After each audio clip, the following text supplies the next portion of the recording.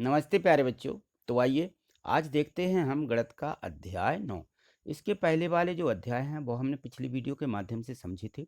यदि आपने उनको किसी कारण बस नहीं देख पाए हैं और अपनी ऐड ग्रेड में नहीं लिखा है तो इसके डिस्क्रिप्शन में लिंक दी गई है। ठीक है ना, यहाँ डिस्क्रिप्शन में बॉक्स ऐसा बना रहता है, भी वाला ऐसा चिन्ह है, इसको क्लिक करें तो आप यहाँ से वो पिछली सभी वीडियो को यहाँ से कंप्लीट कर सकते हो। तो देखिए यहाँ पे दिया है अध्याय 9 आंकड़ों का प्रबंधन।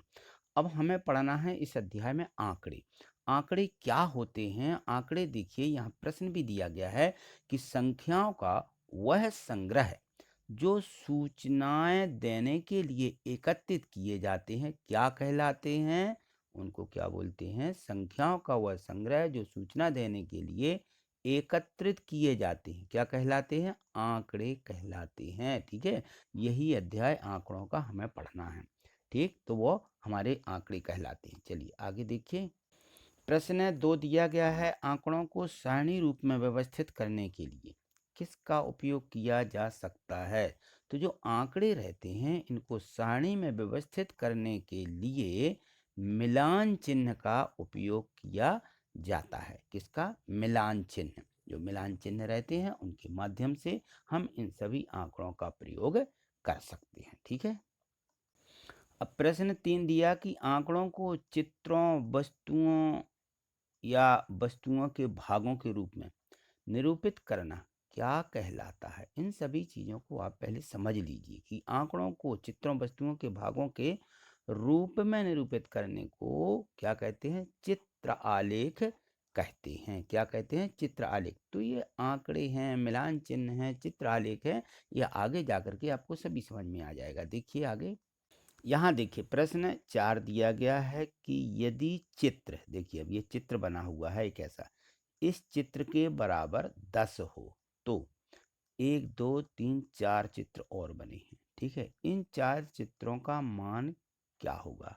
तो यहाँ देखिए हमने देखा कि इसके बराबर, इस चित्र के बराबर कितने हैं? 10 है। ऐसे 4 चित्रों का मान हम 10 में क्या करेंगे? 4 का गुणा कर देंगे तो 10 चौके 40 होगा। मान कितना होगा इनका? 40 होगा, क्योंकि एक का 10 है तो 4 का 40 होगा। ठीक, अब यहाँ देखिए ये तालिका दी गई है। कक्षा छठवीं के विद्यार्थियों के जूतों के माप दर्शाए गए हैं। जो कक्षा छठवीं में विद्यार्थी पढ़ रहे हैं उन सभी विद्यार्थियों के जूता किस किस नाप के किस विद्यार्थी को लगते हैं। ठीक है ना, ये एक विद्यार्थी 2 3, इसको 5 नंबर का जूता लगता है, इसको 4 नंबर का, इसको 7 का, इसको 5 का, इसको 6 का। तो ये जो यहाँ पे तालिका में ये अंक लिखे हुए हैं यही कहलाती हैं आंकड़े। ठीक है ना, तो हम किस प्रकार से आंकड़ों को लिखते हैं? ये है आंकड़े। ठीक है, तो इन आंकड़ों को अब यहाँ देखिए तालिका अनुसार इनको हमें बताना है कि अधिकतम विद्यार्थियों द्वारा पहनने वाले जूतों का नाप कितना है और न्यूनतम माने कम विद्यार्थियों वाले पहने जाने वाले जूते का नाप क्या है, ये हमें बताना है। तो हम क्या करेंगे? सबसे पहले हमें इस प्रकार से सारणी बना लेना है। ठीक है ना, ये मिलान चिन्ह सारणी, इसको बोलते हैं मिलान चिन्ह सारणी। तो ये जो सारणी यहाँ पे बनाई गई, देखिए यहाँ पे लिख दिया जूतों का नाप।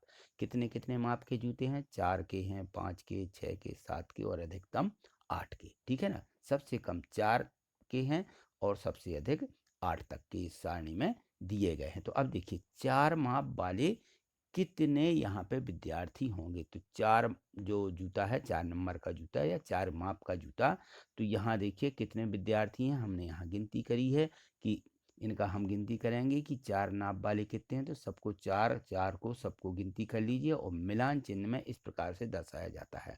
यानी हम क्या करते हैं? 1 2 3 4 ऐसा लिखते हैं और इसके बाद में 5 के लिए हम क्या कर देते हैं? ऐसा, ये 5वीं लाइन यहाँ से मिला देते हैं। तो इसका मतलब हो जाता है कि ये 5 हैं। ठीक है ना, 5 के बाद आगे बढ़ना है तो 6 7 8 9 और 10 को फिर मिला देंगे ऐसा। ठीक, तो इस प्रकार से ये मिलान चिन्हों का हमें उपयोग करना है। तो यहाँ देखिए 4 की माप के कितने हैं? 5। तो यहाँ हमने ये 5 और यहाँ पे विद्यार्थियों की संख्या लिख दी 5। ठीक है, 5 नंबर के कितने हैं? तो देखिए 5 और 3 8 आए इस सारणी में, हमने गिने कि 8 हैं तो यहाँ लिख देंगे अंकों में 8, यहाँ मिलान चिन्ह बनाएंगे। तो ये मिलान चिन्ह में इस प्रकार से बनाना। 6 माप वाले कितने हैं? 6 माप वाले 10 हैं। इसमें 6 की गिनती करते हैं तो कितने आते हैं? 10 आते हैं। 7 की माप वाले यहाँ गिन लीजिए, 7 की माप वाले, तो 7 की माप वाले 7 ही हैं और 8 की माप वाले मात्र 2 हैं। ठीक है ना, 1 2, तो यहाँ लिख देंगे 2।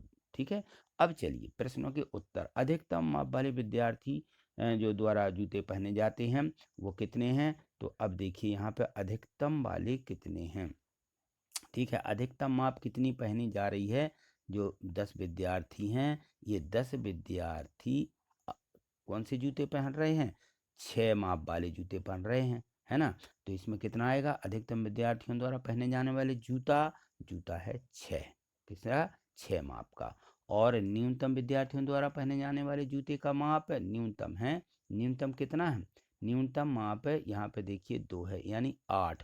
ठीक है ना, न्यूनतम विद्यार्थियों द्वारा 8 माप का जूता पहना जा रहा है। तो यहाँ नीचे देखिए, यहाँ पे ये लिख दिए मैंने, अब इसको मैं आपको बड़ा करके बता रहा हूँ, तो यहाँ देख लीजिए। ठीक है, ये आपको इसमें से लिख लेना है। ठीक, चलिए, अधिकतम विद्यार्थियों द्वारा पहने जाने वाले जूते की नाप 6 है। ठीक है, और न्यूनतम विद्यार्थियों द्वारा पहने जाने वाले जूते की माप 8 है। ठीक, इनको हमें यहाँ इन दोनों प्रश्नों के उत्तर इस सारणी के माध्यम से ही हम दे पाते हैं। चलिए ठीक, आगे देखिए।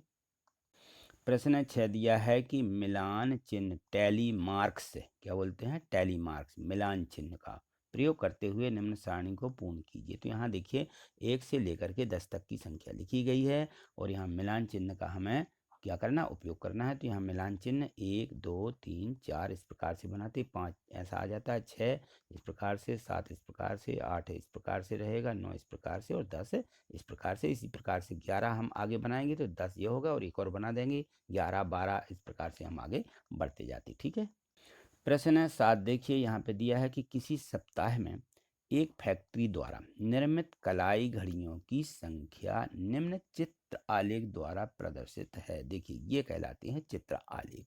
इस प्रकार से चित्र बना दिए जाते हैं और एक चित्र का मान बता दिया जाता है कि ये घड़ी है और एक घड़ी 100 कलाई घड़ियाँ के बराबर है। एक घड़ी की मतलब मात्रा क्या है?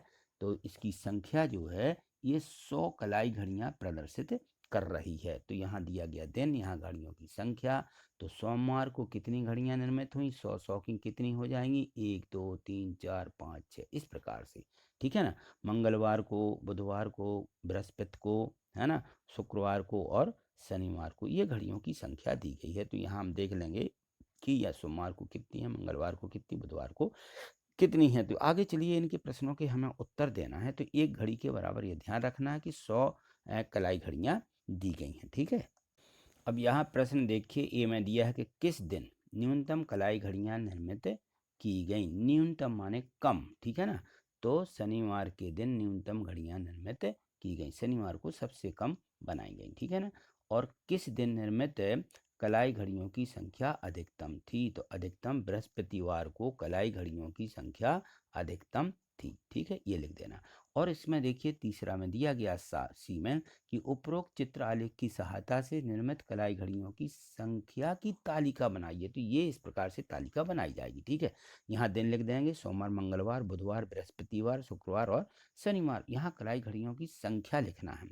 ठीक है ना, तो एक उसमें जो घड़ी बताई गई थी एक के बराबर कितनी थी? 100 थी। ठीक है ना, तो यहाँ 6 बनी है तो 600, 8 बनी है तो 800, 7 बनी 700, 9 बनी 900, 6 बनी 600 और 5 बनी है शनिवार को तो ये 500। शनिवार को सबसे कम निर्मित घड़ियां की गई थी और सबसे अधिक बृहस्पतिवार को सबसे अधिक घड़ियां निर्मित की गई हैं। ठीक है, चलिए आगे देखें।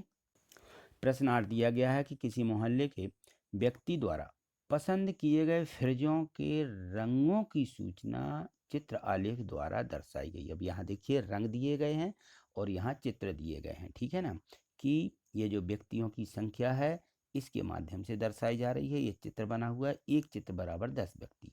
तो नीला रंग ये कितने व्यक्ति पसंद कर रहे हैं? यहाँ हम गिनती कर लेंगे, 1 2 3 4 5 6, 6 तो 10 10 के 6 हो जाएंगे। इसी प्रकार से हरा रंग, लाल रंग और सफ़ेद रंग पसंद करने वाले व्यक्तियों की संख्या ये लिखी हुई है। ठीक है, तो यहाँ देखें प्रश्नों के हमें जो उत्तर देना है, नीले रंग को पसंद करने वाले व्यक्तियों की संख्या। अब देखिए नीला रंग, ये है नीला रंग। नीला रंग कितने व्यक्ति पसंद करते हैं? यहाँ देखो 1 2 3 4 5 6, तो एक चित्र के बराबर कितने हैं? 10 हैं। तो 6 के बराबर कितने हो जाएंगे? 60। तो यहाँ लिख दिया है, देखिए कि एक चित्र के बराबर 10 व्यक्ति, ऐसे 6 चित्र है तो 6 गुणे 10 बराबर 60 व्यक्ति। तो हम लिख देंगे प्रश्न आ के उत्तर में कि नीला रंग पसंद करने वाले की संख्या कितनी है? व्यक्तियों की 60 है। ठीक।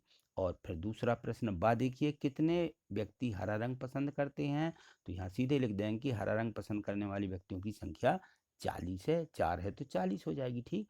और सामने देखिए, कौन सा रंग सबसे कम व्यक्तियों द्वारा पसंद किया गया? तो सफ़ेद रंग सबसे कम व्यक्तियों ने पसंद किया। ठीक है। तो यहाँ लिख देंगे सबसे कम सफ़ेद रंग व्यक्तियों ने सबसे कम पसंद किया। ठीक है। चलिए आगे देखिए।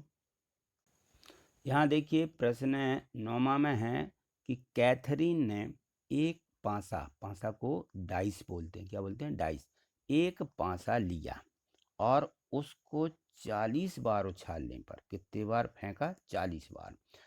तो उन पर प्राप्त होने वाली संख्या को यहाँ पे लिख लिया है। उसने इस कार्य को 40 बार किया और प्रत्येक बार प्राप्त संख्याओं को निम्नानुसार उसने यहाँ पे लिख लिया। ये 40 बार उसने क्या किया? फेंका है, यानी जो पासा है, और पासे में पहले 1 आया, 3 आया, दूसरी बार में 5 आया, ठीक है ना, चौथी बार में देखिए 6 आ गया, पांचवी बार में भी 6 आया। तो इस प्रकार से उसने जित पासे फेंकते गए और उस पर आने वाले अंकों को यहाँ लिख दिया गया है। तो ये कहलाते हैं हमारे क्या?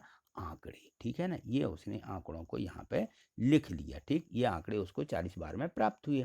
अब यहाँ देखिए लिखा है कि एक सारणी बनाइए और आंकड़ों को मिलान चिन्हों का प्रयोग करके ज्ञात कीजिए। तो यहाँ क्या बनाना है? एक सारणी बनाना है, मिलान चिन्ह बनाना है इनके, और यहाँ प्रश्नों के उत्तर देना है कि न्यूनतम बार आने वाली संख्या क्या है और अधिकतम बार आने वाली संख्या क्या है। ठीक है ना। तो चलिए यहाँ देखिए, तो इन आंकड़ों की संख्या से ये देखिए मिलान चिन्ह की सारणी है। यहाँ संख्या दी गई 1 2 3 4 5 6, क्योंकि जो डाइस होता है, पासा होता है, उसमें 6 अंक ही रहते हैं, 1 से लगा के 6। ठीक है ना।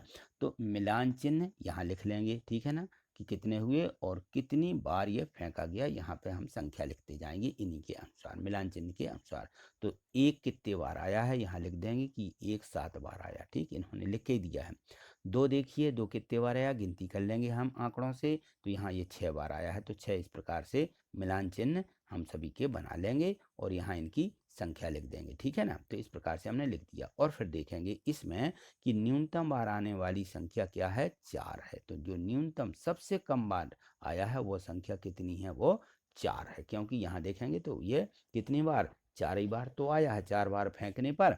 ठीक है ना। तो वो संख्या 4 थी। ठीक। अधिकतम बार आने वाली संख्या कितनी है? अधिकतम अंक आने वाली संख्या कितनी है? अधिकतम 5 है। सबसे अधिक बार आया जो कि 11 बार आया है। 5 कितने बार आया है? 11 बार। तो संख्या कितनी है इसकी? 5 है, कि 5वां अंक कितने बार आया है? 11 बार से, यानी सबसे अधिक बार आया है। ठीक है। चलिए आगे देखिए। प्रश्न है यहाँ पे 10 देखो, किसी वर्ष के प्रथम 4 महीनों में किसी विश्राम गृह के लिए खरीदे गए बिजली के बल्बों की संख्या इस चित्र आलेख द्वारा दर्शाई गई, प्रदर्शित है यहाँ पे। ठीक है। यहाँ देखिए महीना लिखा है नीचे, कि महीना जनवरी, फरवरी, मार्च और अप्रैल, ये 4 महीने दिए गए हैं। इन 4 महीनों में बल्बों की संख्या दी गई, कि बल्ब की संख्या, यहाँ पे पैमाना मान लेते हैं इसको बोलते हैं पैमाना, की एक बल्ब बराबर 4 बल्ब। एक के बराबर कितने कहलाए? 4। ठीक है ना। तो अब देखिए यहाँ पे जनवरी में कितने बल्ब खरीदे? 1 2 3 4 5। ठीक है ना, यानी कितने कहलाए? ये 4 4 के 5 कहलाए, तो 5 चौके 20 बल्ब कहलाए। ठीक इसी प्रकार से फरवरी में, इसी प्रकार मार्च, अप्रैल। तो इनकी जो यहाँ पे संख्या दी गई है, अधिकतम संख्या देखिए मार्च में है और सबसे कम न्यूनतम संख्या अप्रैल में है ना। तो अब चलिए इन प्रश्नों के उत्तर देंगे यहाँ पे। अब यहाँ देखिए इस चित्रालेख को देख करके अब इन प्रश्नों के उत्तर लिखिए कि न्यूनतम बल्ब किस माह में और कितने खरीदे गए। तो न्यूनतम बल्ब अप्रैल माह में खरीदे गए, लेकिन कितने खरीदे गए? अब यहाँ हम देखेंगे कि एक बल्ब के चित्र जो बना हुआ है उसके बराबर 4 बल्ब हैं।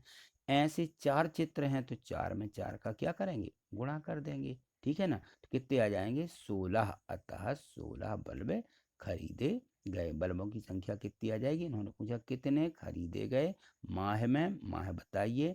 तो यहाँ अप्रैल माह हो जाएगा कि सबसे कम न्यूनतम अप्रैल माह में खरीदे गए, कितने खरीदे गए, क्योंकि ये 16 खरीदे गए। ठीक है, यहाँ पे देखिए अधिकतम बल्बों की संख्या किस माह में खरीदे गए हैं, तो अधिकतम बल्बों की संख्या मार्च माह में खरीदे गए। ठीक, ये बस पूछा है इसमें।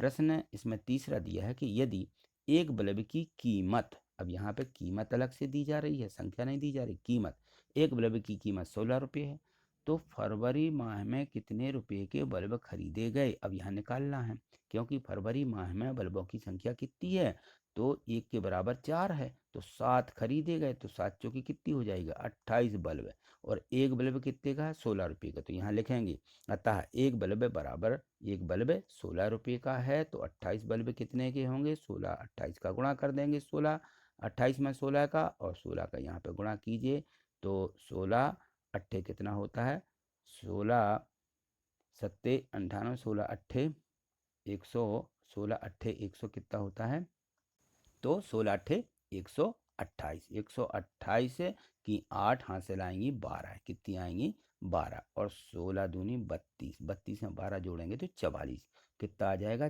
448 रुपये। कितने कितने रुपये के खरीदे गए 448 रुपये के बल्ब जो है कब खरीदे गए हैं, ये फरवरी माह में खरीदे गए। ठीक है, तो आज इतना ही, मिलते हैं अगली वीडियो के माध्यम से। आगे देखने के लिए चैनल को सब्सक्राइब करके रखना है, और जो प्रश्न इसमें 1 से 10 तक के दिए गए थे, मुझे पूर्ण विश्वास है कि आपने इन सभी प्रश्नों को अच्छे से समझा होगा और समझ में आए होंगे। यदि आपको कहीं लगता है, डाउट है या समझ में नहीं आया है, तो आप कमेंट्स जरूर करिएगा।